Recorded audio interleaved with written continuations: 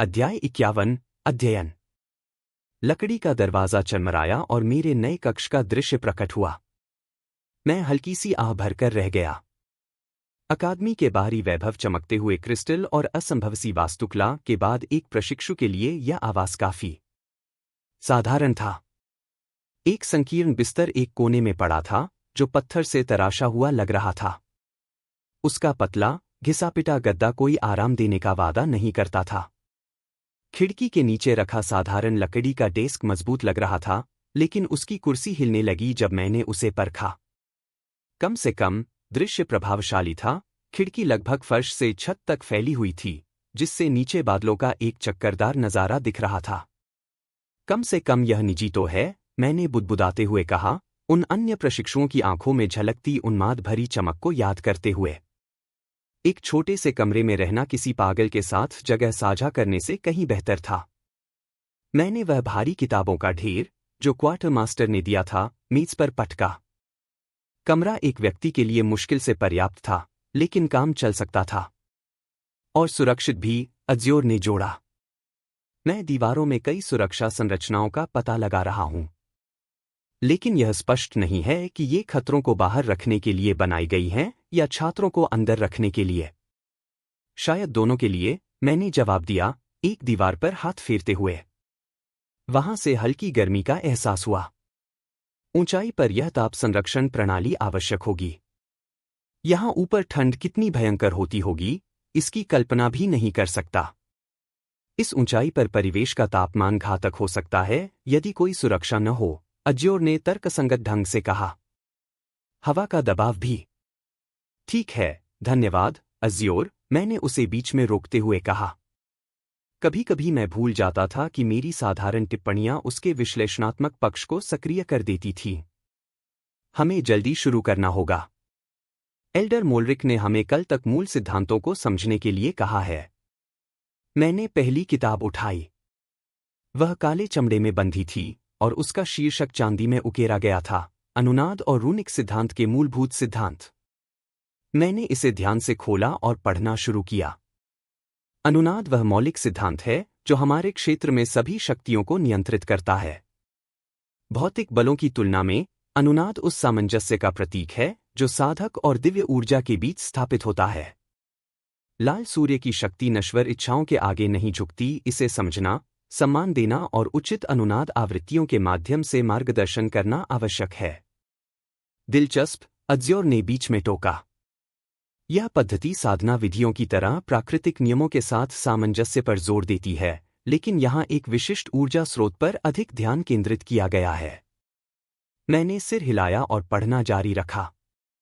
सही रूनिक शिलालेखों के माध्यम से साधक स्थिर अनुनाद पैटर्न बना सकते हैं, जिससे वे लाल सूर्य की शक्ति को प्रवाहित और नियंत्रित कर सकते हैं। प्रत्येक रून एक फोकस बिंदु और एक स्थिरीकरण प्रभाव के रूप में कार्य करता है, जिससे यह सुनिश्चित होता है कि कच्ची ऊर्जा साधक के शारीरिक और मानसिक क्षमताओं को प्रभावित न करे। यह हमारी मेरिडियन प्रणाली से बिल्कुल अलग है, मैंने बुदबुदाया। हम अपने शरीर को ऊर्जा को स्वाभाविक रूप से धारण और संसाधित करने के लिए प्रशिक्षित करते हैं, लेकिन वे बाहरी औजारों का उपयोग कर रहे हैं। पूरी तरह से बाहरी नहीं, अज्योर ने सुधारा। रून्स उनके अस्तित्व का हिस्सा बन जाते हैं। यह कुछ हद तक स्थायी ऊर्जा संरचनाओं को आत्मा में उकेरने जैसा है। मैं और पढ़ने ही वाला था कि अगला खंड देखकर ठिठक गया। चेतावनी, बिना उचित रूनिक स्थिरीकरण के अनुनाद स्थापित करने का प्रयास आमतौर पर अनियंत्रित परिवर्तन या मृत्यु का कारण बनता है। कुछ दुर्लभ अपवाद, प्राकृतिक पोत, पाए गए हैं, लेकिन उन्हें मानक प्रशिक्षण विधियों के लिए उदाहरण नहीं माना जाना चाहिए। ये लोग वास्तव में यह सुनिश्चित करना चाहते हैं कि रून्स को नजरअंदाज न किया जाए, मैंने कहा।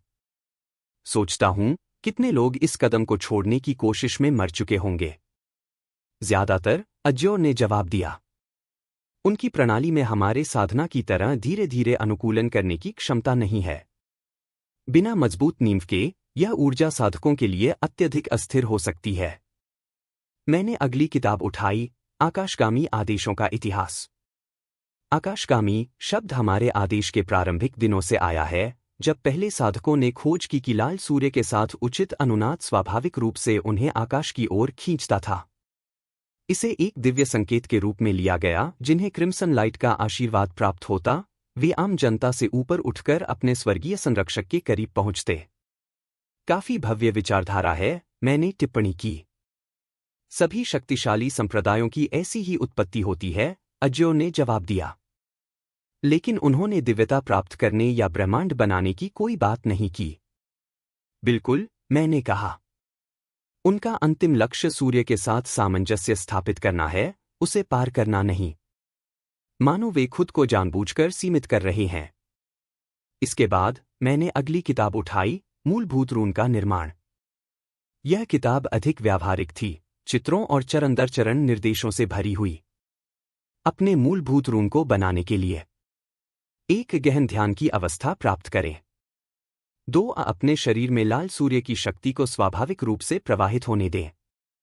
3 उन प्राकृतिक पैटर्नों को देखें जो यह ऊर्जा निर्मित कर रही है। 4 अपने रक्त और सार के माध्यम से इन पैटर्नों को उकेरें, साथ ही अपने चुने हुए डिजाइन को जोड़ें। 5 जब यह स्थिर हो जाए तो इसे अपने शरीर पर स्थायी रूप से अंकित करें, आमतौर पर ललाट पर। चेतावनी, यह प्रक्रिया अपरिवर्तनीय है। अपने डिजाइन को सावधानीपूर्वक चुनें। यही समस्या है, मैंने कहा। अगर मैं इसे इस शरीर में अंकित करता हूं तो यह शक्ति यहीं रह जाएगी, जो इस यात्रा के उद्देश्य को बेकार बना देगा। अपने आंतरिक संसार में देखो, अज्योर ने सुझाव दिया। मैंने अपनी आंखें बंद कीं और अपने आंतरिक संसार पर ध्यान केंद्रित किया। यह ऊर्जा अपने आप ही एक रून बनाने की कोशिश कर रही है? मैंने आश्चर्य से पूछा। नहीं, यह एक ढांचे की कमी के कारण पूरी तरह से आकार नहीं ले पा रही, अज्योर ने समझाया। अगर हम यहाँ की विधि सीख लें तो हम अपने आंतरिक संसार में एक मूलभूत रून बना सकते हैं। बिल्कुल। हालांकि यह मानक विधि की तुलना में काफी कठिन हो सकता है। मैंने दृढ़ संकल्प के साथ किताब को फिर से खोला। तो हमें इसे पूरी तरह समझना होगा।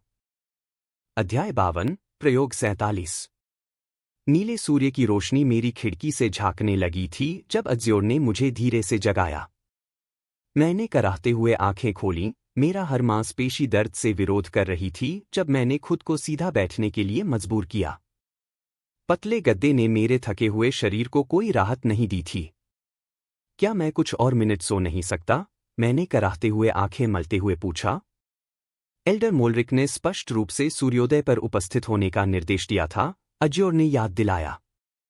और उनकी सन की प्रकृति को देखते हुए हमारे प्रशिक्षण की शुरुआत में ही उनके धैर्य की परीक्षा लेना समझदारी नहीं होगी। मैं इस तर्क से असहमत नहीं हो सकता था। जल्दी से तैयार होकर और अपनी नई पोशाक को ठीक करते हुए, जो रात भर पहनने के बाद और भी आरामदायक लग रही थी, मैं अपने कक्ष से निकलकर मुख्य गलियारे में आ गया। इस सुबह के समय भी अकादमी में गतिविधियां जारी थीं। नवागंतुक जल्दी से इधर-उधर भाग रहे थे, उनके चेहरों पर थकान और चिंता झलक रही थी। कईयों के हाथों में किताबें या अभ्यास सामग्री थी। उनमें से किसी ने भी मेरी ओर नहीं देखा। यह डर, जलन या केवल जीवित रहने की प्रवृत्ति थी, यह मैं नहीं जानता था। क्या तुम्हें पता है कि एल्डर मोल्रिक के कक्ष कहाँ हैं? क्वार्टरमास्टर ने तुम्हारे सामान के साथ एक नक्शा दिया था, अज्योर ने उत्तर दिया। उनकी प्रयोगशाला पूर्वी मीनार में है, सबसे ऊंचाई पर। बिल्कुल। क्यों न सबसे विचित्र साधु का निवास सबसे ऊंचे और सबसे अलग-थलग स्थान पर हो। सही मीनार खोजना आसान था। मुख्य मीनारों की चमकदार क्रिस्टल वास्तुकला के विपरीत, यह मीनार मुड़ी-तुड़ी बेलों से ढकी हुई थी, मानो कोई माँ अपने बच्चे को गोद में लिए हुए हो। असंख्य सीढ़ियां चढ़ने के बाद मैं एक भारी लकड़ी के दरवाजे के सामने खड़ा था, जो इस गलियारे की एकमात्र गैर क्रिस्टल सतह प्रतीत हो रही थी।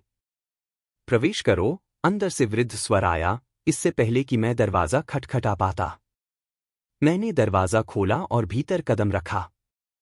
और ठीक वैसा ही अव्यवस्थित दृश्य पाया, जैसा कि मैंने एक जुनूनी शोधकर्ता के लिए अपेक्षित किया था। प्रत्येक सतह पर अजीब नमूने रखे थे, विकसित होते हुए पौधे और कुछ ऐसे अंग जो कांच के जारों में लाल तरल में डूबे हुए थे। प्रयोगशाला विशाल थी, मेरे छोटे से कक्ष की तुलना में 10 गुना बड़ी।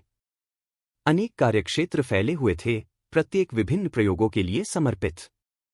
दीवारों पर सैकड़ों किताबों और स्क्रॉल की पंक्तियां सजी थीं, जिनमें से कई इतने पुराने लग रहे थे कि छूते ही चूर चूर हो जाए। और इस सब के केंद्र में एल्डर मोल्रिक एक साधारण गमले वाले पौधे पर झुके हुए थे। उनकी उंगलियां हवा में जटिल पैटर्न बना रही थीं, जिससे लाल ऊर्जा के धागे पौधे की संरचना में ऐसे समाहित हो रहे थे जैसे कोई महीन कढ़ाई कर रहा हो। ध्यान से देखो, उन्होंने बिना ऊपर देखे कहा। यह प्रयोग संख्या 47 है, जिसमें पौधों को अपनी स्वयं की रूनिक लिपि अंकित करना सिखाया जा रहा है। मैं उत्सुकतावश और करीब चला गया। पौधे का तना ऐंठने लगा, उसकी सतह लहराने लगी, जैसे कुछ भीतर से बाहर आने की कोशिश कर रहा हो। फिर मैंने देखा, छाल पर उभरते हुए आकृतियां, जो कि अनगढ़ थी लेकिन स्पष्ट रूप से रूनिक चिन्ह जैसी दिख रही थी। सिद्धांत रूप से यह संभव है, एल्डर मोल्रिक बुदबुदाए, मानो अपने आप से बात कर रहे हों। यदि जीवित वस्तुएं स्वयं संतुलनकारी रून्स उत्पन्न करना सीख जाए, तो इसके अनुप्रयोग।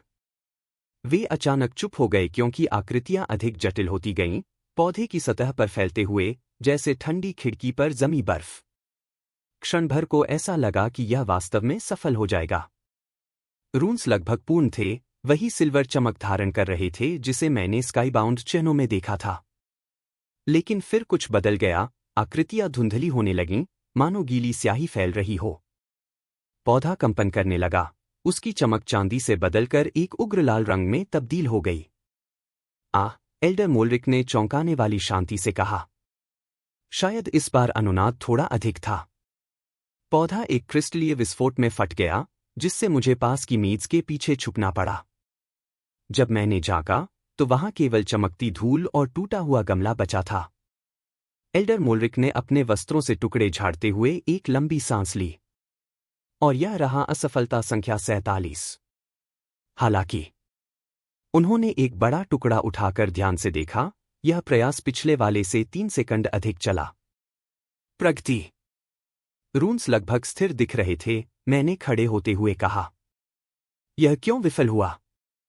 उनकी आंखें मेरे प्रश्न पर चमक उठीं। जीवित ऊतक रूनिक पैटर्न को स्वीकार करने लगते हैं, लेकिन फिर वे रुके, यह याद करते हुए कि मैं वहां क्यों था। लेकिन यह चर्चा फिर कभी। पहले तुम्हारे प्रशिक्षण की बात करें। उन्होंने एक कार्यक्षेत्र पर कुछ कागजात व्यवस्थित किए। अकादमी में नवागंतुकों के लिए अनिवार्य कक्षाएं हैं, अनुनाद सिद्धांत, रूनिक मूलभूत बातें, ध्यान तकनीकें। ये दिन का अधिकांश समय लेती हैं। वे रुके और मुझे घूरते हुए बोले, मेरे प्रत्यक्ष शिष्य के रूप में तुम्हें इनमें भाग लेने की आवश्यकता नहीं है। मैं अपेक्षा करता हूं कि तुम इसे स्वयं अध्ययन करके सीखो, या जहां आवश्यक हो वहां कक्षाओं में जाओ। मैंने सिर हिलाया, पहले कुछ कक्षाओं में शामिल होने का मन बनाते हुए। समझ गया, गुरु। एल्डर मोल्रिक ने संतोषपूर्वक सिर हिलाया, फिर एक उत्साह से भरी मुस्कान के साथ बोले, लेकिन क्या तुमने गौर किया कि इन सभी ग्रंथों में एक मूलभूत दोष है? वे सभी लाल सूर्य की शक्ति के अधीनता की शिक्षा देते हैं, जैसे कि यही एकमात्र मार्ग हो। यह बकवास है। उन्होंने मेज पर हाथ मारा, जिससे कई नमूने कांप उठे। क्यों हमें केवल एक शक्ति के अधीन होना चाहिए जब हमारे आकाश में 2 सूर्य हैं? लाल सूर्य रूपांतरण को संचालित करता है, हाँ, लेकिन नीला सूर्य, उन्होंने उत्तेजना से इशारा किया, यह संतुलन प्रदान करता है। सच्ची पालौकिकता का रहस्य इन दोनों में सामंजस्य स्थापित करने में है। मैंने गहरी सांस ली। शायद यह सच था, यदि इस संसार की सीमाओं को तोड़ना था, तो वह संभवतः इन 2 सूर्य की शक्ति को मिलाने से ही होगा। अध्याय 53, आकाशीय सर्पिल। एल्डर मोल्रिक ने मुझ पर उत्सुक नजरों से देखा। मैंने एक आह को दबाया। हम पहले ही एल्डर परिषद के सामने अजीब प्राकृतिक होने का पूरा नाटक कर चुके थे, लेकिन शायद वह और करीब से देखना चाहते थे। शायद वह यह समझने की कोशिश कर रहे हैं कि तुम यह सब कैसे कर पाते हो, अजोर ने टिप्पणी की। परिषद की बैठक तुम्हारे अस्तित्व को सत्यापित करने के लिए थी, न कि तुम्हारी विधियों को समझने के लिए। यह तर्कसंगत था। जीवित रूनों के साथ उनके पहले के प्रयोग से स्पष्ट था कि वह चीजों को केवल सतही तौर पर स्वीकार करने वाले नहीं थे, वह उनके मूल सिद्धांतों को समझना चाहते थे। मैंने अपनी आंखें बंद कीं और अपने आंतरिक संसार पर ध्यान केंद्रित किया। लघु लाल सूर्य अभी भी एक कोने में सहमा हुआ था, लेकिन जब भी मैंने उसे बुलाया, उसकी ऊर्जा सहजता से प्रवाहित होने लगी। मैंने उस ऊर्जा को बीज द्वारा निर्मित मार्गों में प्रवाहित किया और जानी पहचानी गर्मी मेरे शरीर में फैल गई। मेरी त्वचा पर लाल रेखाएं उभर आईं और मेरा शारीरिक 400 अंक तक बढ़ गया। अपनी बाहों की ओर देखते हुए मुझे यह सब बेहद मामूली लगा। इस वृद्धि के बावजूद यह शरीर मेरे साधक रूप की तुलना में हास्यास्पद रूप से कमजोर था। मैं आत्मसार को भौतिक शक्ति में परिवर्तित करने के लिए त्रिसार समरसता तकनीक का उपयोग कर सकता था, लेकिन इसका क्या लाभ? मैं यहाँ मात्र शक्ति के लिए नहीं आया था, मुझे पौधों को युद्ध में बेहतर ढंग से नियंत्रित करना सीखना था। इसके अलावा अधिकांश रैंक एक स्काईबाउंड पूरी तरह से शारीरिक सुधार पर ध्यान केंद्रित करते दिखते थे। इस कमजोर अवस्था में भी तत्वों को नियंत्रित करने की मेरी क्षमता मुझे किसी भी लड़ाई में बढ़त दिला सकती थी। इस शरीर के सारानुपात को बदलने की कष्टदायक प्रक्रिया से गुजरना व्यर्थ था। हालांकि इन कहानियों की सामान्य प्रवृत्ति को देखते हुए मुझे आश्चर्य नहीं होगा अगर इसी सप्ताह कोई घमंडी युवा प्रशिक्षु नए प्रिय शिष्य को चुनौती देने की कोशिश न करे। इन दुनियाओं के नियम हमेशा एक जैसे लगते थे। युवा स्वामी का नायक से झगड़ा अध्याय तो मानो अनिवार्य था। पौधों पर नियंत्रण का परीक्षण। एलिडर मोल्रिक ने मुझे ध्यान से घेरते हुए निरीक्षण किया, अपने आप से बुदबुदाते हुए, अद्भुत। यह पैटर्न सूर्य स्पर्शित परिवर्तन से मिलता जुलता है, लेकिन मानसिक स्थिति पूरी तरह स्थिर बनी हुई है। कोई पतन या पागलपन के संकेत नहीं। उन्होंने उत्साह से अपने हाथ ताली में बजाए। इसके निहितार्थ असाधारण हैं। क्या यह लाल सूर्य के दूषित प्रभाव के प्रति प्राकृतिक प्रतिरोध हो सकता है, या कोई जन्मजात क्षमता जो इस ऊर्जा को अधिक कुशलता से संसाधित करती है? मैंने अपनी अभिव्यक्ति तटस्थ बनाए रखी, उन्हें सिद्धांत गढ़ने दिया। वह पूरी तरह गलत नहीं थे। जेनेसिस सीड सच में लाल सूर्य की शक्ति को संसाधित और शुद्ध करता था, जिससे मानसिक क्षरण रुक जाता था। लेकिन मैं उन्हें यह बता नहीं सकता था। 1 मिनट बाद मैं ऊर्जा की परिचित निकासी महसूस करने लगा और परिवर्तन को समाप्त कर दिया। लाल रेखाएं पीछे हट गईं, मेरी त्वचा फिर से सामान्य हो गई। मैंने सुना है कि तुम पौधों को सीधे नियंत्रित कर सकते हो, एलिडर मोल्रिक ने कहा, पास की कार्यमेज पर रखे एक गमले की ओर इशारा करते हुए। मुझे दिखाओ। मैं पौधे के पास गया, यह जानते हुए कि यह एक परीक्षण था। बेल सामान्य दिख रही थी, हरी पत्तियां, पतली टहनियां, लाल सूर्य के प्रभाव का कोई स्पष्ट संकेत नहीं। अभी तक। स्वामी अज्योर ने मेरे मन में फुसफुसाया, जेनेसिस सीड से शुद्ध ऊर्जा पर ध्यान केंद्रित करो। कच्ची लाल सूर्य ऊर्जा बहुत अस्थिर हो सकती है। वह सही थे। मैंने अपने आंतरिक संसार में प्रवेश किया, लेकिन सीधे लाल सूर्य की कोर से ऊर्जा नहीं खींची, बल्कि उस परिष्कृत शक्ति को लिया जिसे जेनेसिस सीड ने संसाधित किया था। मैंने अपनी हथेली को बेल की ओर बढ़ाया, ऊर्जा को कोमल स्पर्श की भांति बाहर प्रवाहित होने दिया। पौधे ने तुरंत प्रतिक्रिया दी, शायद जरूरत से ज्यादा जल्दी। बेल की पत्तियां एक क्रिस्टलीय चमक से दमक उठीं, उसकी टहनी मोटी होने लगी और उसमें कुछ हद तक पेशियों जैसी बनावट उभर आई। मुख्य तना एक पूंछ की तरह मुड़ने और खुलने लगा, जबकि छोटी बेलें मेरी ओर बढ़ने लगीं, मानो मुझे पहचान रही हों। फिर बेल ने मेरी हथेली से इस तरह रगड़ खाना शुरू कर दिया जैसे कोई स्नेही बिल्ली। उसके धात्विक पत्ते आश्चर्यजनक रूप से तेज नहीं बल्कि नरम महसूस हो रहे थे। एलिडर मोल्रिक ने यह सब देखा, लगातार अपने नोट्स में कुछ लिखते रहे। अंततः उन्होंने पूछा, परिवर्तन पूरा हो गया, फिर भी नमूने में कोई आक्रामक व्यवहार नहीं दिख रहा। क्या तुमने इसे जानबूझकर ऐसा करने को कहा? नहीं, स्वामी। यह बस होता है जब मेरी ऊर्जा पौधों को छूती है। वे बदलते हैं और मैं रुका, मास्टर शब्द कहने से बचते हुए, क्योंकि इससे अनावश्यक प्रश्न उठ सकते थे। एक मित्र की तरह पहचानते हैं, मैंने अंततः कहा। अद्भुत। उन्होंने अपने जर्नल को तेजी से बंद किया। अब ध्यान से देखो। उन्होंने एक अन्य पौधे की ओर इशारा किया, यह एक झाड़ी थी जिसमें नाजुक बैंगनी फूल खिले हुए थे। अपनी उंगलियों के चारों ओर लाल सूर्य ऊर्जा प्रवाहित करते हुए उन्होंने हवा में जटिल रूनों की एक श्रृंखला निर्मित की। झाड़ी ने उनके निर्देशानुसार वृद्धि और आकार बदला, लेकिन यह परिवर्तन मेरे पौधे की तरह नाटकीय नहीं था। इसमें कोई राक्षसी विशेषताएं नहीं उभरी, न ही कोई संवेदनशीलता दिखाई दी, बस प्राकृतिक रूप का नियंत्रित परिवर्तन हुआ। देखा? उन्होंने कहा, झाड़ी की शाखाओं को एक जटिल जाली में बुनते हुए। सही रनिक नियंत्रण के साथ हम बिना किसी परिवर्तन को उकसाए विकास को निर्देशित कर सकते हैं। यह कहीं अधिक सूक्ष्म तरीका है। रून एक फिल्टर की तरह काम करते हैं, अज्योर ने मेरे मन में समझाया। वे ऊर्जा को इस प्रकार संरचित करते हैं कि इसके परिवर्तनकारी पहलू दब जाए, जबकि प्राकृतिक वृद्धि पैटर्न बढ़े। मैंने सिर हिलाया, यह सोचते हुए कि यह तकनीक संप्रदाय में कितनी उपयोगी हो सकती थी। लाल सूर्य की ऊर्जा का उपयोग करके बिना राक्षसी पौधे बनाए पौधों को नियंत्रित करना निश्चित रूप से संदिग्ध सवालों से बचने में सहायक होगा। अब तुम्हारी बारी, एलिडर मोलरिक ने कहा। बिना परिवर्तन कराए पौधे को नियंत्रित करने की कोशिश करो। मैंने गहरी सांस ली और ऊर्जा को सावधानीपूर्वक प्रवाहित किया। शुरुआत में यह काम करता प्रतीत हुआ, पौधा बड़ा हुआ, उसकी पत्तियां अधिक जीवंत हो गईं। लेकिन फिर वही क्रिस्टलीय चमक धीरे धीरे उसकी सतह पर फैलने लगी, और कुछ ही क्षणों में मेरे पास फिर एक स्नेही राक्षसी पौधा था जो मेरे हाथ से लिपटने की कोशिश कर रहा था। अध्याय 54, मेरी मौलिक रून।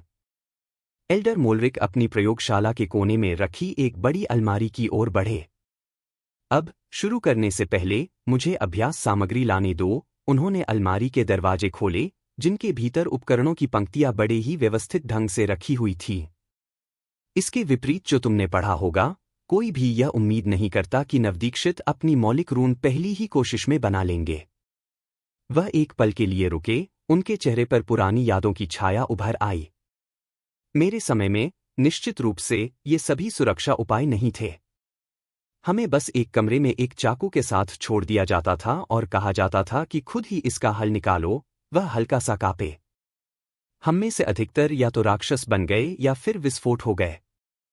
विफलता उद्यान, फेलियर गार्डन, तब कहीं अधिक बड़ा था। यह तो बहुत आश्वस्त करने वाला है, मैंने बुदबुदाया, जबकि उन्होंने अलमारी से विभिन्न वस्तुएं इकट्ठा की।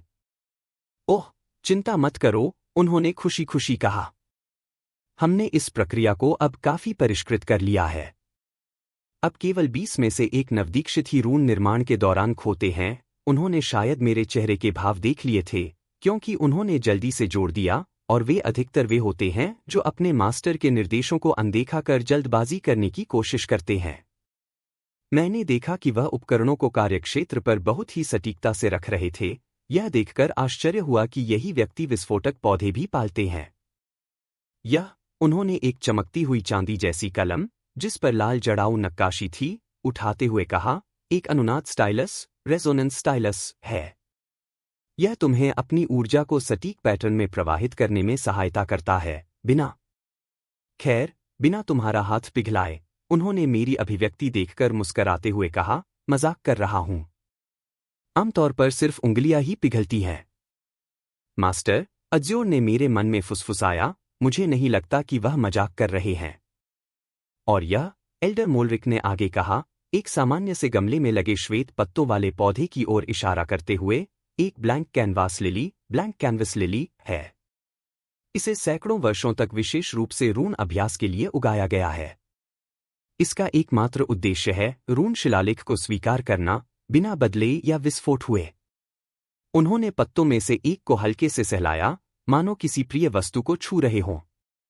अकादमियां पहले आम पौधों का उपयोग करती थी। उस दौरान हमने कई होनहार छात्रों को खो दिया। लेकिन ये सुंदरिया, उन्होंने गर्व से मुस्कराते हुए कहा, पूरी तरह स्थिर है। खैर, अधिकांशतः। कभी कभी इनमें चेतना विकसित हो जाती है और ये भागने की कोशिश करती हैं, लेकिन वह दुर्लभ है। और मैं लेखन के लिए क्या उपयोग करूं? मैंने स्टाइलस को देखते हुए पूछा। अच्छा प्रश्न। उन्होंने एक छोटी शीशी निकाली, जिसमें गहरा लाल तरल था। अनुनाद स्याही, रेजोनेंस इंक। रक्त के समान गुण होते हैं, लेकिन कहीं कम स्थायी। अभ्यास के लिए उत्तम। वह रुके। हालांकि इसे आंखों में डालने की कोशिश मत करना। पिछली बार के छात्रों को अपनी चमक खत्म करने में हफ्तों लग गए थे। अब मुझे समझ में आ रहा था कि अकादमी में इतने सारे जिम्मेदारी अस्वीकरण लायबिलिटी वेवर्स क्यों होते हैं। मेरे पास सैकड़ों ब्लैंक कैनवास लिली हैं। उन्होंने अपनी ओर की शेल्फ पर रखे समान सफ़ेद पौधों की ओर इशारा किया। लेकिन मुझे लगता है कि तुम्हें 30 से कम प्रयासों की आवश्यकता होगी। तुम? उन्होंने मुझे ध्यान से देखा, एक नवदीक्षित के हिसाब से असामान्य रूप से स्थिर लग रहे हो। इसके बाद उन्होंने एक और पौधा निकाला, जिसकी पत्तियां क्रिस्टल और जैविक पदार्थ के बीच बदलती प्रतीत हो रही थीं। यह एक मरीडियन लोटस है। जब तुम अपना डिजाइन पूर्ण कर लो, तो स्टाइलस के साथ अपने रक्त का उपयोग करके अंतिम संस्करण यहां उकेरो। फिर इसे उस स्थान पर दबाओ जहां तुम अपनी मौलिक रून को प्रकट करना चाहते हो, और यह तुम्हारे शरीर के साथ समाहित हो जाएगी। मेरे दिमाग में एक विचार आया। क्या कोई और मेरे रक्त का उपयोग करके यह रून बना सकता है? कोई अधिक अनुभवी व्यक्ति? हर कोई यही पूछता है। एल्डर मोलरिक हंस पड़े। लेकिन नहीं, रून पैटर्न को तुम्हारी अपनी लाल सूर्य ऊर्जा, रेड सन एनर्जी, के साथ बनाना अनिवार्य है। किसी और की ऊर्जा इसे तुम्हारे शरीर के लिए असंगत बना देगी। उनका चेहरा गंभीर हो गया। लोगों ने कोशिश की है। परिणाम दुर्भाग्यपूर्ण थे। कितने दुर्भाग्यपूर्ण? मैंने पूछ ही लिया। चलो इतना कह देते हैं कि हमें विफलता उद्यान, फेलियर गार्डन, में एक नया विंग जोड़ना पड़ा। उन्होंने गला साफ किया। अब क्या हम शुरू करें? मैंने सिर हिलाया और स्टाइलस उठाया। यह मेरे हाथ में गर्म महसूस हुआ, जैसे यह जीवित हो। याद रखना, एल्डर मोलरिक बोले, यह पहली कोशिश केवल यह समझने के लिए है कि तुम्हारी ऊर्जा अनुनाद स्याही के साथ कैसे प्रतिक्रिया करती है। बहुत अधिक उम्मीद मत करना। मैंने गहरी सांस ली और अपनी ऊर्जा स्टाइलस में प्रवाहित की। लाल स्याही बहने लगी, मेरी इच्छा के अनुसार। मुख्य तना से शुरू करो, अज्योर ने सुझाव दिया। जैसा कि हमने स्वर्गीय सर्पिल, सेलेस्टियल स्पाइरल पैटर्न में चर्चा की थी। मैंने लिली की पत्ती को छुआ और मुख्य रेखा को सावधानीपूर्वक खींचने की कोशिश की। शुरुआत में स्याही आसानी से बह रही थी, लेकिन जैसे ही मैंने वक्र बनाए रखने की कोशिश की, बहुत अधिक ऊर्जा, अज्योर ने चेतावनी दी, लेकिन तब तक बहुत देर हो चुकी थी। रेखा अचानक टेढ़ी हो गई, जिससे मेरी सर्पिल खराब हो गई। इससे भी बुरी बात यह थी कि अतिरिक्त ऊर्जा के कारण स्याही बुलबुले बनाकर फैल गई और मेरा सुंदर डिजाइन एक बच्चे की उंगली से बनाए गए चित्र जैसा लगने लगा। आह! एल्डर मोलरिक बोले, अब तुम समझ गए कि हम अभ्यास पौधों का उपयोग क्यों करते हैं। उन्होंने बर्बाद हुई लिली की ओर इशारा किया, जिसकी सफेद पत्तियां अब लाल धब्बों से रंगी हुई थीं। अनुनाद स्याही भौतिक दबाव और ऊर्जा प्रवाह दोनों का उत्तर देती है। किसी एक की अधिकता गड़बड़ी कर देती है। मैंने अपनी असफल कोशिश को देखते हुए कहा। कम से कम यह विस्फोट नहीं हुई थी। बिल्कुल। सर्पिल के लिए छोटे स्ट्रोक का उपयोग करने की कोशिश करो। इससे ऊर्जा प्रवाह को बनाए रखना आसान होगा।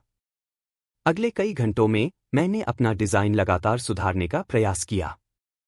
प्रयास 24 सब कुछ सही था। सर्पिल की गणितीय सटीकता, शाखाओं की प्राकृतिक प्रवृत्ति और पत्तों के पैटर्न की पूर्ण अनुनाद। जब मैंने आखिरी रेखा खींची, तो पूरा पैटर्न जीवंत हो गया। अभिनंदन, एल्डर मोलरिक बोले। अब असली प्रशिक्षण शुरू होता है। अध्याय 55, रैंक 1 रून्स। कल की थकावट, जो मौलिक रून, फंडामेंटल रून, बनाने के कारण आई थी, ने मुझे पूरी तरह से बेहोश कर दिया था। मुझे याद भी नहीं कि पिछली बार इतनी गहरी नींद कब आई थी, कम से कम जब से मैं इस साधना, कल्टिवेशन, की दुनिया में आया था, तब से तो बिल्कुल नहीं। साधना तकनीकों, श्वास अभ्यासों और इस निरंतर खतरे के बीच कि कोई तुम्हें तुम्हारे संसाधनों के लिए मारने की कोशिश कर सकता है, गहरी नींद लेना एक विलासिता से कम नहीं था। भले ही तुम्हारे पास एज़्योर जैसा कोई हो, जो तुम्हारी रक्षा कर रहा हो। लेकिन आज, जब मैं जागा, तो खुद को असामान्य रूप से हल्का महसूस किया, जैसे इस दुनिया की गुरुत्वाकर्षण शक्ति मुझ पर ढीली पड़ गई हो। यह एहसास सूक्ष्म था, लेकिन स्पष्ट। मेरा शरीर पहले से कम नश्वर, मॉर्टल लग रहा था। स्वामी, आप आखिरकार जाग गए, एज़्योर ने कहा। उसकी आवाज में कुछ अजीब सा भाव था, जिसने मुझे रोक दिया। अगर मैं चाहूं भी, तो भी देर तक सो नहीं सकता, मैंने गहरी सांस लेते हुए कहा। पहले से ही एल्डर मोल्रिक के साथ होने वाली मेरी कक्षा के बारे में सोचते हुए उन्होंने साफ साफ कहा था कि आज से मेरी वास्तविक प्रशिक्षण, रियल ट्रेनिंग, शुरू होगी। एजियो का जवाब मेरे अनुमान से अलग था। स्वामी, आप 3 दिन तक बेहोश थे।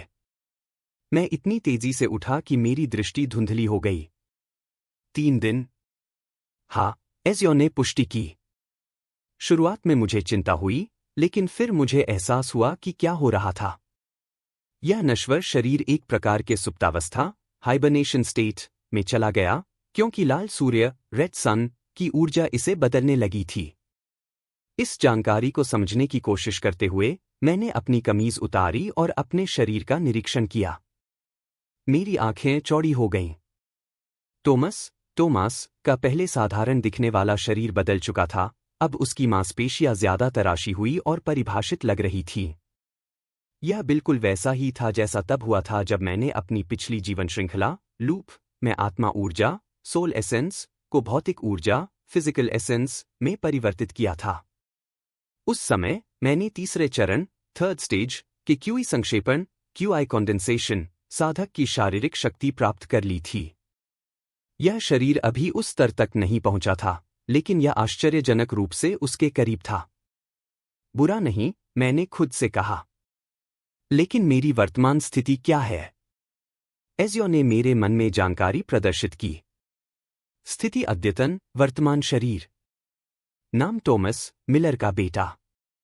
आत्मा ऊर्जा 800/800 इकाइयां। आध्यात्मिक ऊर्जा 0/700 इकाइयां। शारीरिक ऊर्जा 300/700 इकाइयां। आकाशबद्ध, स्काईबाउंड। रैंक 1 मौलिक रून। प्रकार काष्ठ आधारित फिबोनाची सर्पिल वृक्ष pattern, wood based Fibonacci spiral tree pattern. मूल लाल सूर्य अनुनाद, रेड सन रेजोनेंस। स्थान हृदय स्थिति, हार्ट पोजिशन। लाल सूर्य ऊर्जा 300 इकाइयां। मैंने आंकड़ों को ध्यान से देखा। लाल सूर्य ऊर्जा का स्तर विशेष रूप से दिलचस्प था, मेरे मूल संसार में एक उच्चतम दूसरे चरण, पीक 2 एनडी स्टेज, के क्यूई संक्षेपण साधक के बराबर।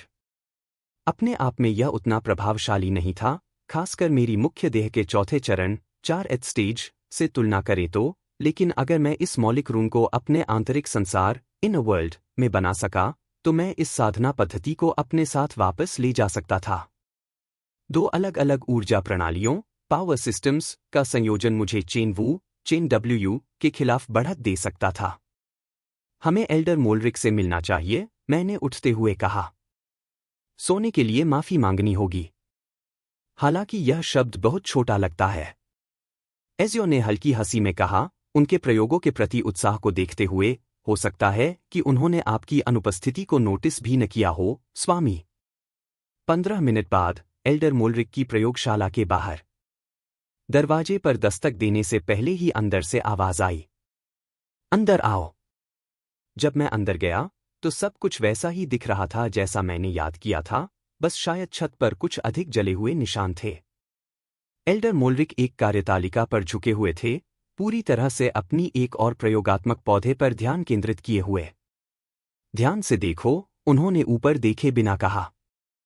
यह मेरा 150वां प्रयास है पौधों को स्वयं स्थिर रून उत्पन्न करने की कला सिखाने का। मेरी आंखें थोड़ी चौड़ी हो गईं। सिर्फ 3 दिनों में 100 से अधिक प्रयोग, उनका समर्पण प्रभावशाली था, अगर थोड़ा चिंताजनक नहीं तो। एल्डर मोल्रिक ने जटिल पैटर्न हवा में बनाए, और लाल ऊर्जा की किरणें पौधे के चारों ओर घूमने लगीं। पौधा तुरंत प्रतिक्रिया देने लगा, उसकी सतह पर तरंगे उठने लगीं और रूनिक पैटर्न उभरने लगे। कुछ क्षणों के लिए यह पूर्णता के करीब लगा। फिर पौधा मर गया। लेकिन एल्डर मोल्रिक ने खुशी से अपनी डायरी में नोट्स बनाने शुरू कर दिए। क्या तुमने देखा? उन्होंने उत्साहित होकर कहा। रून अभिव्यक्ति के बाद 30 सेकंड तक स्थिर रहा। और इस बार पौधा फटा नहीं। मैंने सिर झुकाकर कहा, मुझे खेद है कि मैंने कक्षा छोड़ दी, मेरा शरीर रून के अनुकूल होने में समय ले रहा था। उन्होंने लापरवाही से हाथ हिलाया। पूर्णतः स्वाभाविक, पूर्णतः स्वाभाविक। मैं तो सोच रहा था कि तुम्हें 7 दिन तक बेहोश रहना चाहिए था। जैसे जैसे प्राणियों की आयु बढ़ती है, एजियो ने मन में टिप्पणी की, समय के प्रति उनका दृष्टिकोण नाटकीय रूप से बदल जाता है। अब एल्डर मोलरिक ने उत्साह से कहा, आइए तुम्हारे प्रशिक्षण की शुरुआत करें। उन्होंने एक मोटी चमड़े की किताब निकाली और मेज पर रखा। रैंक 1 रूनिक अंकन की संपूर्ण मार्गदर्शिका। अब हम 3 मूलभूत रून सीखेंगे, उन्होंने समझाया। 1. टाइटन की शिखा, टाइटन्स क्रेस्ट, ताकत बढ़ाने के लिए। 2. ब्लिंक स्टेप, गति में विस्फोटक वृद्धि के लिए। 3. एजिस मार्क, अस्थायी अदृश्य कवच के लिए। यदि तुम इन तीनों में निपुण हो गए, तो किसी भी रैंक 1 साधक को हरा सकोगे। उनकी आवाज में एक अजीब ध्वनि थी, जैसे वे किसी खास बात की ओर इशारा कर रहे हों। वैसे, एल्डर मोलरिक ने कागजों में कुछ खोजते हुए कहा, सुनने में आया है कि एक अन्य साधक तुम्हें द्वंद्व युद्ध के लिए खोज रहा है। मैंने गहरी सांस ली। हमेशा प्रतिष्ठा, फेस की लड़ाई होती है। एजियो ने मन ही मन हंसते हुए कहा, स्वामी, इस संसार में कुछ चीजें कभी नहीं बदलती। अध्याय 56, नायक का भाग्य। मैंने अनुनाद स्टाइलस उठाया और टाइटन क्रेस्ट पैटर्न का ध्यानपूर्वक अध्ययन किया। यह मौलिक रून की तुलना में सरल था, लेकिन इसमें अपनी अलग सुंदरता थी, एक श्रृंखला जो परस्पर जुड़े त्रिकोणों से बनी थी और अंततः एक बड़ा षटकोणीय आकार बनाती थी। मुख्य बात, एल्डर मोलरिक ने समझाया, पूर्ण समरूपता बनाए रखना है, जबकि प्राकृतिक ऊर्जा प्रवाह को अनुमति देना है। प्रत्येक रेखा की लंबाई और गहराई समान होनी चाहिए। मैंने पहले लिली पर पैटर्न को उकेरना शुरू किया, स्थिर दबाव बनाए रखने की कोशिश की। अनुनाद स्याही आसानी से बह रही थी, लेकिन मेरी पहली कोशिश स्पष्ट रूप से बहुत कठोर थी। जबरदस्ती मत करो, अज्योर ने सलाह दी। याद है मौलिक रून के साथ हमने क्या सीखा था? ऊर्जा को तुम्हारे हाथ का मार्गदर्शन करने दो। दूसरी कोशिश बेहतर थी, लेकिन कोण थोड़े गलत थे। तीसरी बार मैंने उम्मीद जगाई, लेकिन अंतिम त्रिकोण बनाते समय जल्दबाजी कर दी। चौथी कोशिश तक मैं इसके प्रवाह को समझने लगा था। तुम्हारी सटीकता में सुधार हो रहा है, एल्डर मोलरिक ने मेरी नवीनतम कोशिश की जांच करते हुए कहा। लेकिन देखो यहां ऊर्जा कैसे जमा हो रही है, उन्होंने एक जंक्शन पॉइंट की ओर इशारा किया। यह सक्रियण के दौरान अस्थिरता पैदा कर सकता है। मैंने सिर हिलाया और मानसिक नोट्स बनाए। अगली कोशिश में मैंने प्रत्येक रेखा के माध्यम से ऊर्जा के प्रवाह को समान बनाए रखने पर ध्यान केंद्रित किया। परिणाम पहले से कहीं अधिक साफ था, प्रत्येक त्रिकोण पूरी तरह संतुलित था और समग्र पैटर्न सामंजस्यपूर्ण लग रहा था। करीब 1 घंटे के अभ्यास के बाद मैंने अपने अब तक के सर्वश्रेष्ठ प्रयास को उठाया। टाइटन क्रेस्ट लिली की सतह पर चमक रहा था, प्रत्येक रेखा स्पष्ट और सटीक थी। एल्डर मोलरिक ने इसे सावधानीपूर्वक जांचा, पत्ती को घुमाकर प्रकाश में देखा। ठीक है, उन्होंने अंततः घोषणा की। अब इसे स्थायी बनाने का समय आ गया है। तुम इसे कहाँ उकेरना चाहते हो? आम बढ़ाने वाले रून के लिए स्थान ज्यादा मायने नहीं रखता, उन्होंने जल्दी से जोड़ा। हालांकि ब्लिंक स्टेप जैसे विशिष्ट रून के लिए स्थान महत्वपूर्ण हो सकता है। मैंने कुछ पल विचार किया। यद्यपि स्थान मायने नहीं रखता था, फिर भी मेरी नज़र मेरे बाएं हाथ की पीठ पर पड़ी। वहां इसे उकेरना आसान होगा, अच्छी दृश्यता, समतल सतह, और यदि प्रक्रिया में कुछ गलत हो जाए तो मेरा प्रमुख हाथ स्वतंत्र रहेगा। बाएं हाथ की पीठ पर, मैंने कहा। एल्डर मोलरिक ने सिर हिलाया और मुझे एक क्रिस्टल चाकू सौंपा, जो मौलिक रून के लिए इस्तेमाल किए गए चाकू के समान था। याद रखना, तेज और साफ कट। पैटर्न एकदम सटीक होना चाहिए। मैंने गहरी सांस ली और अपनी त्वचा पर पैटर्न उकेरना शुरू किया। चाकू ने आसानी से कटाव कर दिया, मेरी बढ़ी हुई सहनशक्ति के बावजूद, और गहरे निशान तुरंत खून से भर गए। अच्छा, एल्डर मोलरिक बड़बड़ाए, देखते हुए। अब इसमें लाल सूर्य की ऊर्जा प्रवाहित करो। शुरुआत में ज्यादा मत डालना, इसे स्वाभाविक रूप से अनुकूलित होने दो। मैंने मौलिक रून में ऊर्जा प्रवाहित की, जिससे मेरी छाती पर चांदी के वृक्ष का पैटर्न प्रकाश से चमकने लगा। उसकी शाखाएं मेरी त्वचा के नीचे लहराने लगीं, ऊर्जा को मेरे हाथ तक पहुंचाती हुई। खून कुछ सेकंड के लिए लाल चमकने लगा और फिर गहरे लाल टैटू जैसे निशान में बदल गया। नया संवर्धन, टाइटन क्रेस्ट। प्रकाश शक्ति वृद्धि।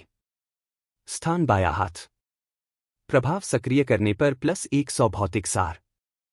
अवधि 60 सेकंड। ऊर्जा लागत 50 रेडसन ऊर्जा यूनिट प्रति सक्रियण।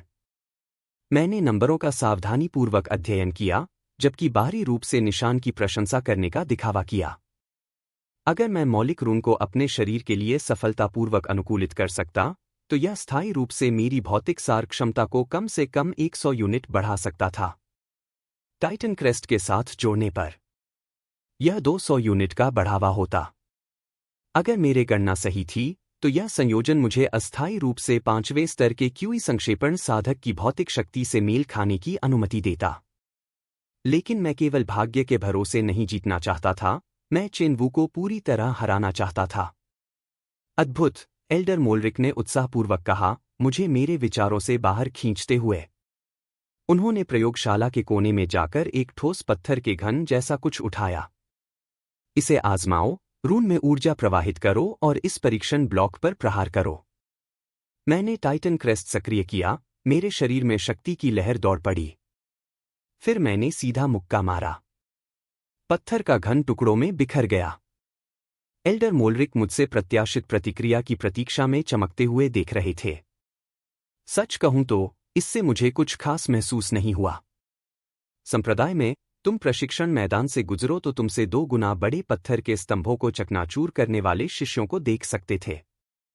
लेकिन मैं एल्डर मोल्रिक को यह बता नहीं सकता था, इससे बहुत सारे प्रश्न उठते। यह अविश्वसनीय है, मैंने कहा, अपनी आवाज में अचंभा डालने की कोशिश करते हुए। मास्टर, अज्योर ने मजाक में कहा, तुम्हारी अभिनय क्षमता में सुधार की आवश्यकता है। शायद अगली बार अपनी आंखें थोड़ी चौड़ी कर लो। लेकिन सौभाग्य से, एल्डर मोल्रिक मेरे प्रदर्शन से संतुष्ट लग रहे थे। बस इंतजार करो जब तक तुम अगले 2 रून में महारत हासिल नहीं कर लेते, उन्होंने मुस्कुराते हुए कहा। इसके बाद, वे ब्लिंक स्टेप और एजिस मार्ग पर काम करने लगे, जहां नायक ने अपने शरीर पर नए रून उकेरे। एल्डर मोल्रिक ने लड़ाई का प्रशिक्षण शुरू करने की घोषणा की, जिससे नायक की शक्ति और कौशल और भी बढ़ने वाले थे। क्या वह चेन वू को हराने में सफल होगा? या यह प्रशिक्षण और भी कठिनाइयां लाएगा?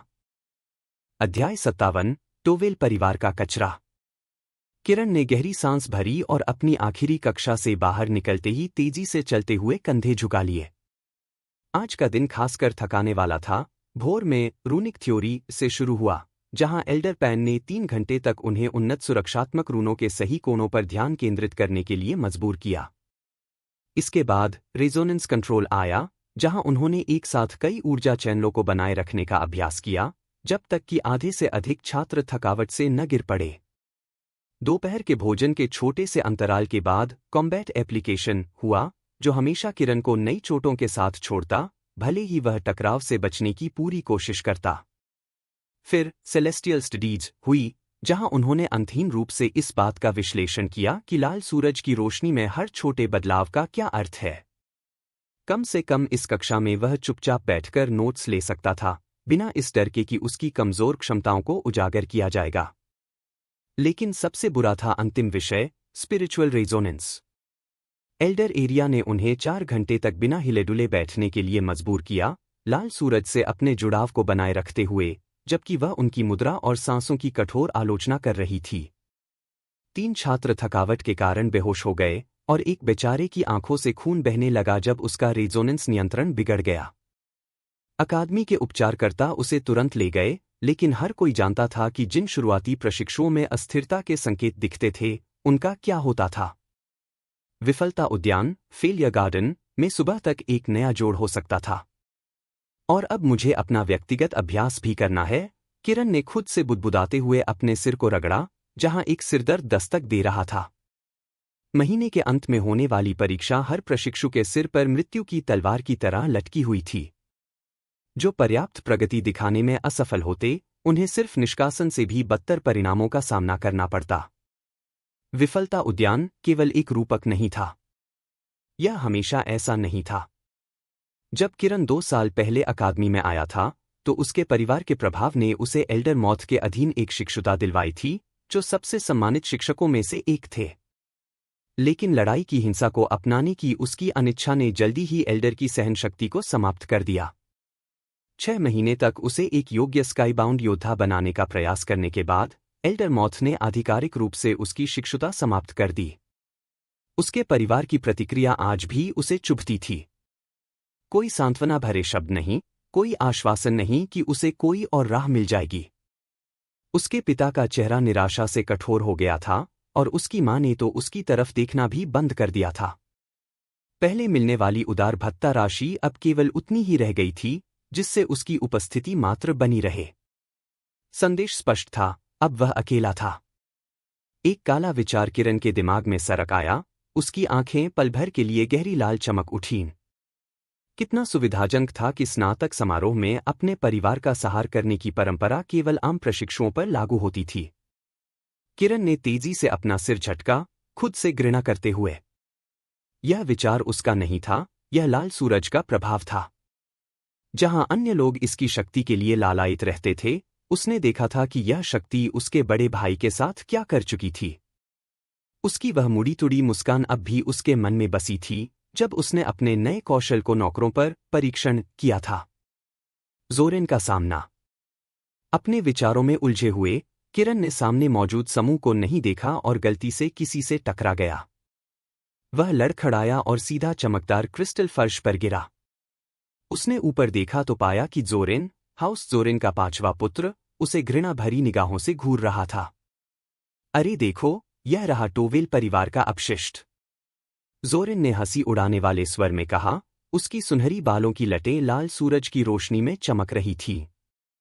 किरण ने सिर झुकाकर माफी मांगने की कोशिश की, लेकिन जोरेन ने अपना बूट उसकी छाती पर रख दिया, उसे फिर से नीचे धकेलते हुए। मैंने तुमसे एक सवाल पूछा था, जोरेन ने धीरे से कहा, उसकी आवाज में छिपा खतरा किरण की रीढ़ तक सिहरन पहुंचा गया। नन्ही, उन्होंने अभी तक मुझे परिवार से अलग नहीं किया, किरण ने किसी तरह जवाब दिया, यह महसूस करते हुए कि उसकी आवाज कांप रही थी। अभी नहीं, जोरेन के साथियों में से एक हंसा। लेकिन परीक्षा के बाद? जब तुम फिर असफल हो जाओगे? तब शायद हाउस टोवेल को तुम्हें नकारने में संकोच नहीं होगा। फिर अचानक किरण को एक जोरदार लात लगी। उसने खुद को बचाने के लिए शरीर मोड़ लिया, लेकिन और भी वार उस पर बरस पड़े। फिर अचानक सब रुक गया। कोई आ रहा है। जोरेन ने झुंझलाहट से जीभ चटकाई। भाग्यशाली हो, टोवेल। लेकिन चिंता मत करो, मैं तुमसे फिर मिलूंगा। एल्डर मॉलरिक और नेचुरल। अपने जख्मों को सहलाते हुए किरण ने सुना कि कोई बात कर रहा था। तुम्हारा सीखने का तरीका काफी अनूठा है, एल्डर मॉलरिक कह रहे थे, एक नए प्रशिक्षु से बात करते हुए। किरण के दिल की धड़कन तेज हो गई।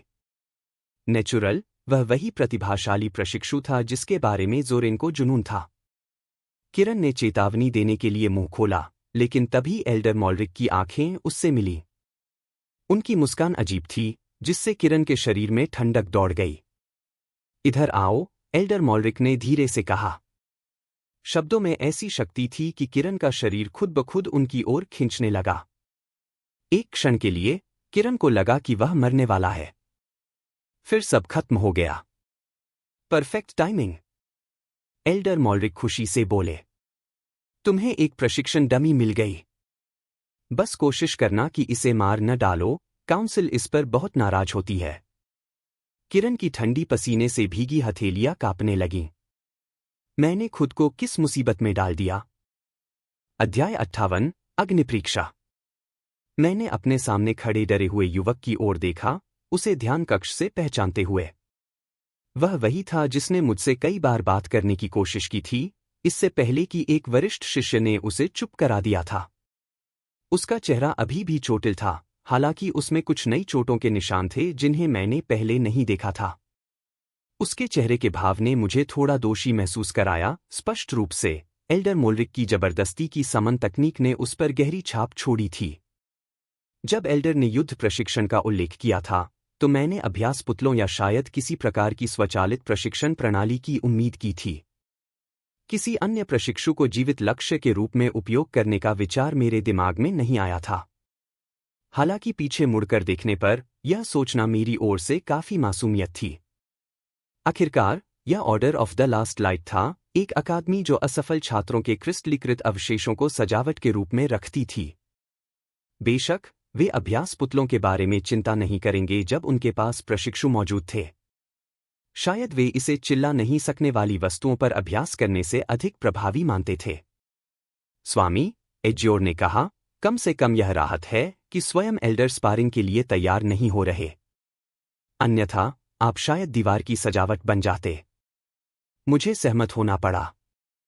एल्डर मोल्रिक की हर चीज को लेकर अत्यधिक उत्साही प्रवृत्ति को देखते हुए उनके साथ एक मुकाबला निश्चित रूप से मुझे अकादमी की संरचना का स्थायी हिस्सा बना सकता था। डरे हुए प्रशिक्षु की ओर देखते हुए मैंने स्थिति को सुधारने का प्रयास किया।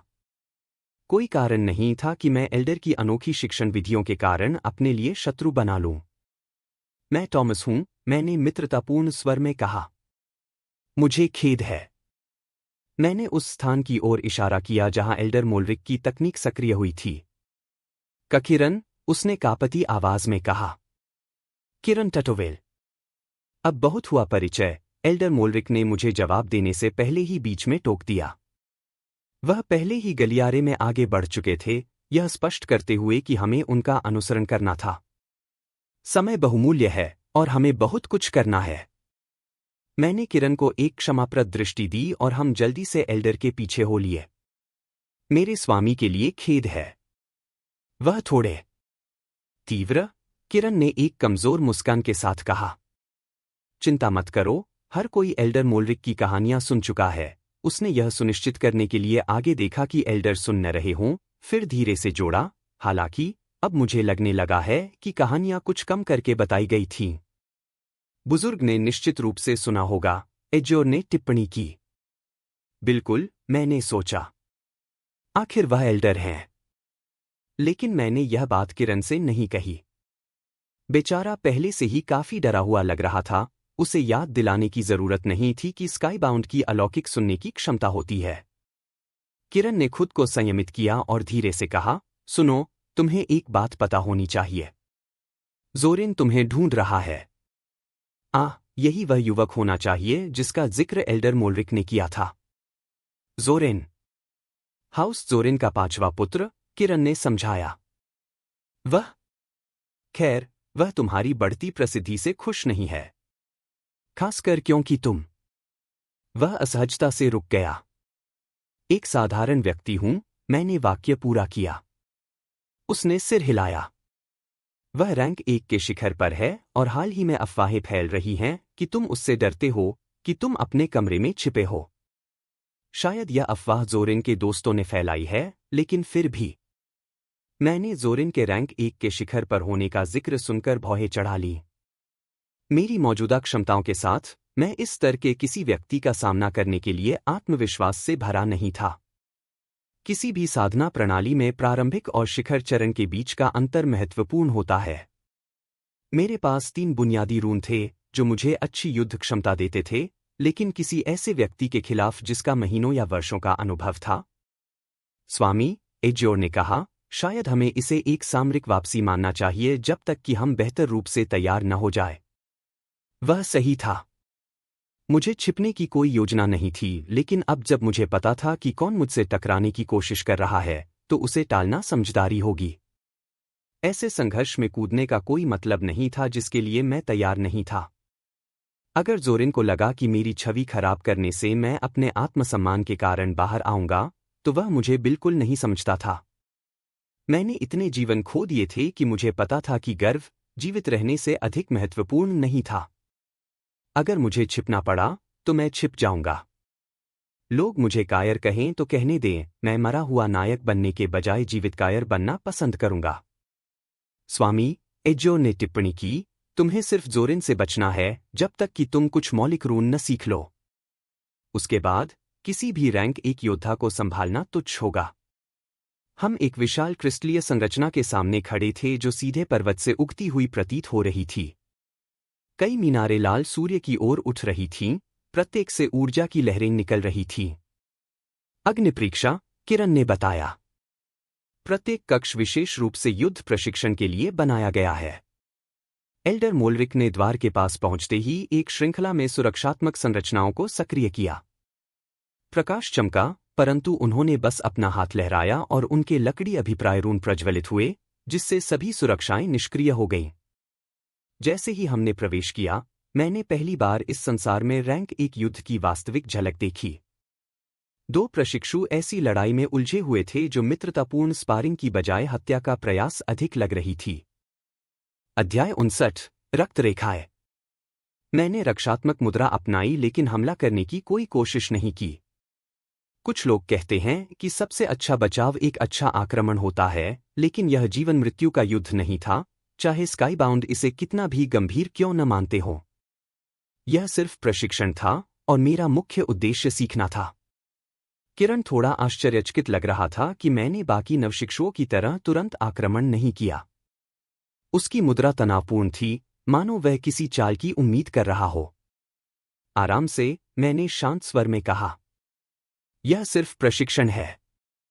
हम यहां एक दूसरे को चोट पहुंचाने नहीं, बल्कि सीखने आए हैं। वह धीरे धीरे सिर हिलाने लगा, लेकिन मैं देख सकता था कि वह मेरी बातों पर पूरी तरह विश्वास नहीं कर रहा था। मेरी शंका तब सही साबित हुई जब उसका शरीर अचानक लोहे जैसा चमकने लगा। उसने निश्चित रूप से किसी प्रकार की रक्षा करने वाली रून सक्रिय कर दी थी। मास्टर, एज्योर ने टिप्पणी की, उसकी रक्षात्मक रून काफी बुनियादी लगती है, लेकिन इसे बहुत अच्छी तरह निष्पादित किया गया है। ऊर्जा का प्रवाह असाधारण रूप से संतुलित है। कुछ और क्षणों तक जब हम दोनों में से कोई भी नहीं हिला, तो मैंने पहल करने का निर्णय लिया। पूरा दिन यूं ही खड़े रहने का कोई मतलब नहीं था। एल्डर मोलरिक पहले ही अधीर दिखने लगा था। मैं किरण की ओर दौड़ा, उसकी प्रतिक्रियाओं को परखते हुए। जब मैं हमले की दूरी में था, तो मैंने टाइटन की क्रेस्ट सक्रिय कर दी। मेरी बाईं हथेली पर लाल प्रकाश चमका और शक्ति पूरे शरीर में दौड़ गई। शारीरिक सार 300-400। अवधि 60 सेकंड। शुद्ध लाल सूर्य ऊर्जा 250/300। खर्च 50। किरण ने अपनी रक्षा बढ़ा ली, लेकिन उसके कदम हिचकिचाहट भरे थे। मैंने एक साधारण संयोजन से हमला किया, 2 तेज मुक्के और एक नीचा किक। उसने मुक्कों को कुशलता से रोका और किक से पीछे हट गया। उसकी तकनीक मजबूत थी, लेकिन उसने कोई पलटवार नहीं किया। मैंने अगला हमला कुछ छलों के साथ किया, ऊपर मुक्का, नीचे किक का धोखा और फिर घूमकर बैकफिस्ट। किरण ने अच्छी तरह से बचाव किया, लेकिन उसने फिर भी उन अवसरों का लाभ नहीं उठाया जो मैंने जानबूझकर छोड़े थे। तुम खुद को रोक रहे हो, मैंने कहा, और एक फ्रंट किक मारी जिसे उसने साइड में हटा दिया। मैं ऐसा नहीं कर रहा, वह विरोध करने ही वाला था कि मैंने ब्लिंक स्टेप सक्रिय कर दिया। दुनिया एक क्षण के लिए धुंधली हो गई और मैं उसकी बाईं ओर प्रकट हुआ, पहले से ही घूमते हुए राउंडहाउस किक मारने के लिए।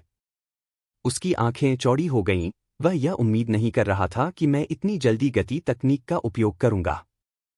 मेरी किक उसकी पसलियों पर लगी और वह कई कदम पीछे लड़खड़ाया, अंततः संतुलन खोकर गिर पड़ा। शुद्ध लाल सूर्य ऊर्जा 250-220। खर्च 30। Blink step range 5 metre. मैं उसके पास गया और हाथ बढ़ाया। बताओ, तुम पीछे क्यों हट रहे हो? वह कुछ क्षणों के लिए झिझका, लेकिन फिर मेरी सहायता स्वीकार कर खड़ा हो गया। उसने एल्डर मोलरिक की ओर चिंतित नजर डाली और फिर धीमी आवाज में कहा, मैं लाल सूर्य की ऊर्जा का उपयोग जितना हो सके कम करना चाहता हूं। यह लोगों के मन को प्रभावित करता है, उन्हें बदल देता है। मेरी आंखें थोड़ा चौड़ी हो गईं। यह पहली बार था जब मैंने किसी को खुले तौर पर लाल सूर्य की मानसिक प्रभावों को स्वीकार करते सुना था। आमतौर पर स्काईबाउंड या तो इसे पूरी तरह नजरअंदाज कर देते थे या इस बढ़ती पागलपन को शक्ति के संकेत के रूप में स्वीकार कर लेते थे। किरण ने मेरी ओर गहराई से देखा। लेकिन तुम अलग हो, उसने धीरे से कहा।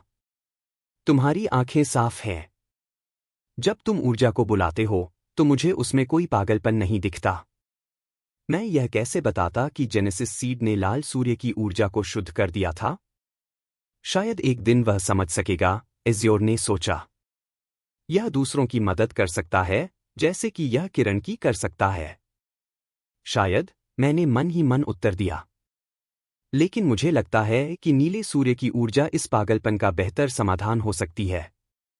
इससे पहले कि हम आगे बात कर पाते, एल्डर मोल्रिक अधीर होकर बोल पड़ा, अगर तुम दोनों अपनी भावनात्मक बातचीत समाप्त कर चुके हो, तो क्या हम असली प्रशिक्षण पर लौट सकते हैं? माफ कीजिए, मास्टर, मैंने जल्दी से कहा और फिर से अपनी मुद्रा में आ गया। इस बार, मुझे आश्चर्य हुआ जब किरण ने खुद पहल की। वह धुंध की तरह गायब हो गया और मेरे दाईं ओर प्रकट हुआ, उसका मुक्का पहले से ही मेरी ओर बढ़ रहा था। मैंने तुरंत एजिस मार्ग सक्रिय किया, और मेरी बाह ने वार को रोक लिया। शुद्ध लाल सूर्य ऊर्जा 220-180, खर्च 40। एजिस मार्ग की अवधि 30 सेकंड। डैमेज अवशोषण 80%। किरण ने झटपट एक श्रृंखलाबद्ध हमला किया, जैब, क्रॉस, कोहनी, घुटना। हर बार सुचारू रूप से दूसरे में मिल गया, जिससे मुझे पूरी तरह से बचाव की मुद्रा में रहना पड़ा। उसकी तकनीक पूर्णतः सटीक थी, निस्संदेह, एक कुलीन परिवार में पले बढ़े योद्धा की तरह। अचानक, किरण पीछे हट गया और मुस्कुराया, लेकिन इस बार उसकी आंखों में कुछ अलग था।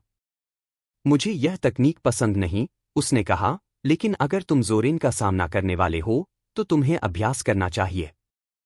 उसके माथे पर एक अजीब रून प्रकट होने लगी, हड्डियों की एक जटिल संरचना जैसी। और फिर, कुछ भयानक हुआ। किरण की त्वचा लहराने लगी, और हड्डियां उसके शरीर से बाहर निकलने लगीं। उसके कंधों, कोहनियों और घुटनों से नुकीले सिरे उगाए। उसकी उंगलियां लंबी होकर पंजों जैसी बन गईं। यह परिवर्तन अविश्वसनीय रूप से दर्दनाक लग रहा था, लेकिन किरण की मुस्कान और गहरी हो गई। यह तो रोचक है, एल्डर मोल्रिक ने कहा। हाउस टोवेल की कुलीन रक्त रेखा का संकेत। कुछ दुर्लभ व्यक्तियों में उनकी संस्थापक रून के साथ एक दूसरी वंशानुगत रून भी प्रकट होती है। अब मुझे समझ आया कि किरण इस शक्ति का उपयोग करने से क्यों बचता था। बिना किसी चेतावनी के, उसने मुझ पर हमला किया।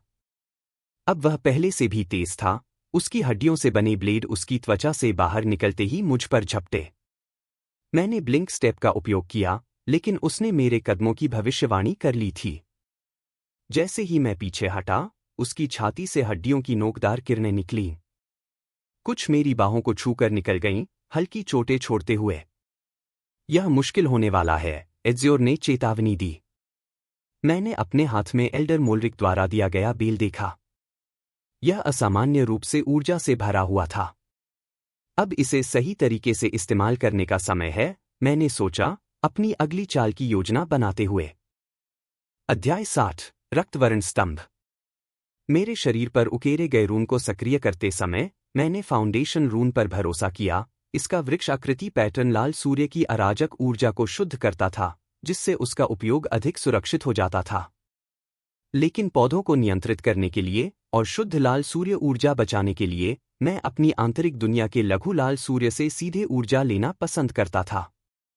कच्ची, अशुद्ध ऊर्जा अधिक प्रभावशाली थी, लेकिन इसके परिणामस्वरूप रोचक दुष्प्रभाव उत्पन्न होते थे। मैंने अपनी आंतरिक दुनिया से ऊर्जा बेल में प्रवाहित की, यह देखने के लिए कि वह लाल सूर्य की ऊर्जा पर कैसी प्रतिक्रिया देती है। शायद कुछ अधिक उत्साह से, बुजुर्ग मोल्रिक द्वारा दी गई धात्विक चमक अब गहरे रक्तवर्ण में बदल गई, और इसकी सतह पर रक्तरेखाएं फैलने लगीं, जैसे कोई विकृति उसमें समा रही हो। पूरी बेल उत्तेजित सांप की भांति ऐंठने लगी। मैंने बेल को आगे बढ़ाया, किरण के पैरों को जकड़ने के इरादे से। उसने तुरंत प्रतिक्रिया दी, उसकी पिंडलियों से हड्डियों की नोकदार शल्कें उभर आईं, बेल को रोकने के लिए। बेल ने हड्डियों पर अप्रत्याशित रूप से तीव्र प्रहार किया, सतह को खरोंचने में सफल हुई, लेकिन फिर भी उसे झटका देकर हटा दिया गया। दिलचस्प, एज़्योर ने टिप्पणी की। बुजुर्ग द्वारा किए गए संशोधनों और लघु लाल सूर्य की ऊर्जा ने इसे बेहतर काटने की क्षमता दी है। किरण ने मुझे दोबारा प्रयास करने का मौका नहीं दिया। वह झपट पड़ा, अपने शरीर से अधिक हड्डियां खींचकर हथियार बना लिए।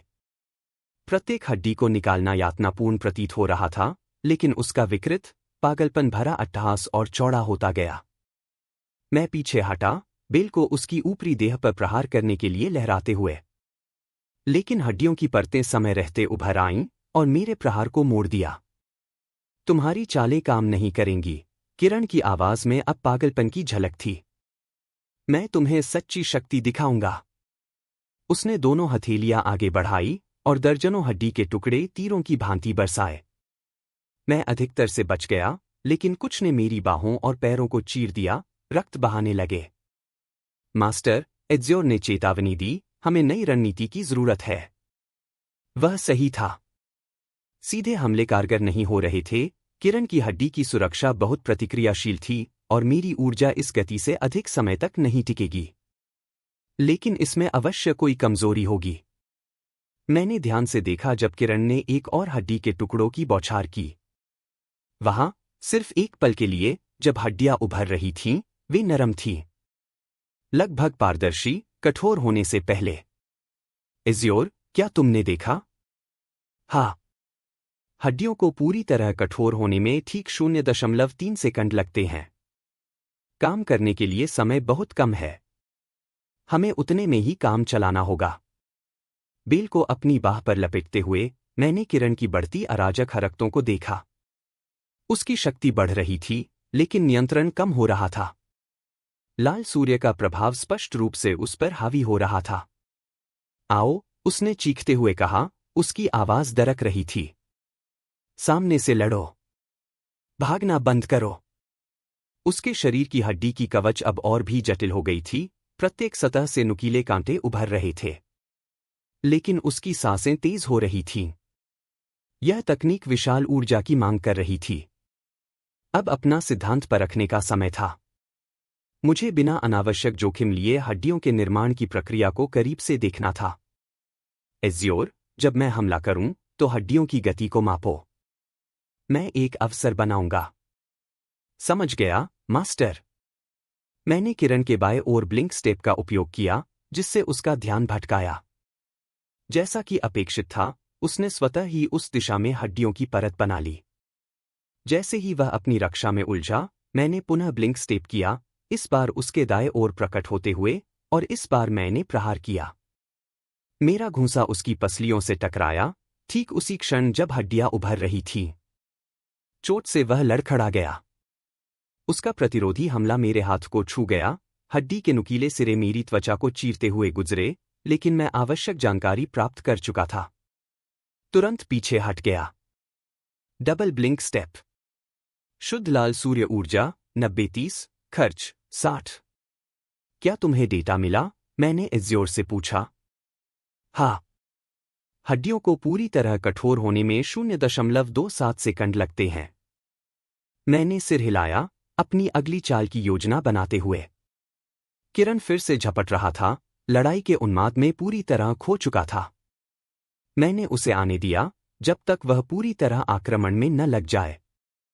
जब वह कुछ कदम दूर था, मैंने अंतिम बार ब्लिंक स्टेप सक्रिय किया। शुद्ध लाल सूर्य ऊर्जा 30-0, खर्च 30। मैं उसके ठीक ऊपर प्रकट हुआ, बेल को पहले से ही गति में रखते हुए। जैसे ही उसने स्वतः रक्षा के लिए हड्डियां बनाई, मैंने बेल को उसी क्षण प्रहार कराया जब नई हड्डियां उभर रही थीं, इसके धारदार किनारे ने अभी-अभी जन्मी हड्डियों को काट डाला।